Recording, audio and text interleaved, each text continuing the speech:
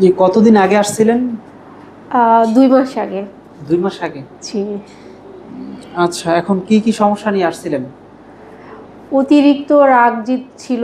সারাদিন অসুস্থ হয়ে পড়ে থাকতাম। আচ্ছা, মানে আচ্ছা। কোনো কিছুই ভালো লাগতো না। মনে হতো যে সুইসাইড করি। আমি কেন বেঁচে আছি?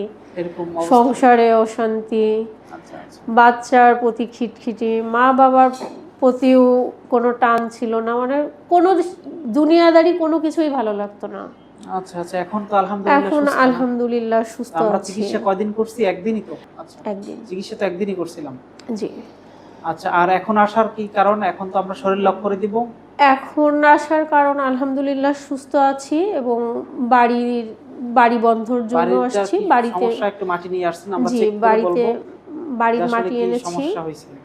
বাড়িতে যদি কোনো বাড়িতে সমস্যা গেলেই আমি যখনই আমার বাড়িতে যাই তখনই মানে একদম বিছানায় পড়ে যাওয়া রুগী যেমন আচ্ছা, আচ্ছা। মানে কোমায় পড়ে থাকা রোগীর মতো আমি ওইভাবে পড়ে থাকি বিছানায় বাড়িতে বাড়িতে গেলেই গেলে। এই সমস্যা। জি, কিন্তু যখন ঢাকাতে থাকতাম রাগ জিদ অতিরিক্ত থাকতো কিন্তু মানে অসুস্থ একটু থাকতাম নরমাল কিন্তু থাকতেন। মোটামুটি নরমাল আচ্ছা, থাকতাম। ওই যে বাড়ি প্রবলেম ওই বাড়ি থেকেই তো মাটি আনা হইছে, তাই না? জি, যে আচ্ছা, বাড়িতে ইনশাআল্লাহ আমরা প্রবলেম। মাটি পরীক্ষা করব। মাটি পরীক্ষা করার পরে যদি প্রবলেম পাই তাহলে আমাদের বাড়িতে যাওয়া লাগবে না। এখান থেকেই আমরা কাজ করে দিলে ইনশাআল্লাহ জি, কোরআনিক মাধ্যমে আমরা কোনো জিন এবং জাদুটোনা দিয়ে জিন দ্বারা কাজ করি না।